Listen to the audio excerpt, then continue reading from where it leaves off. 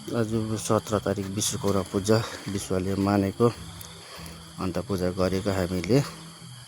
यो मेरो टोटो हो। हाम्रो घरमा दुईटा टोटो छ हैन। अन्त हामीले चाहिँ गर्यौं, तपाईहरुले पनि गर्नुभयो होला हैन। सालमा एकखेप अब दसैँ आउँछ जे पनि आउँछ, यो हाम्रो दादाको हो। दुईटा टोटो छ त, सालमा एकखेप आउँछ पूजा भन्ने कुरो हो। मान्छेको न गाडीको न सबको एकचोटि त आउँछ हैन। र उहाँहरूलाई पनि खुसी राख्नुपर्छ। विश्वकर्मा बाबालाई राम्रो खुसी राख्यो भने विश्वकर्मा बाबाले राम्रो भाडा पाउँछ, परि मिलाइदिन्छ। जहिले तहिले भाडा होस् भनेर पूजा गरे हुन्छ र लुहा पूजा गरे नबिग्रोस्, नभाँचोस्, एक्सिडेन्ट नहोस् भनेर पूजा गरिन्छ है। अब हामी चाहिँ त्यसरी गर्छौँ, अरू के कसरी गर्नुपर्ने थाहा भएन।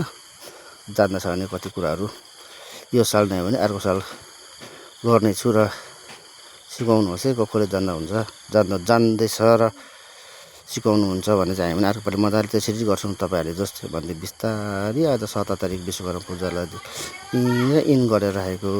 सबैजनालाई नमस्कार, विश्वभरिको मान्छेलाई पूजा गर्ने जतिलाई।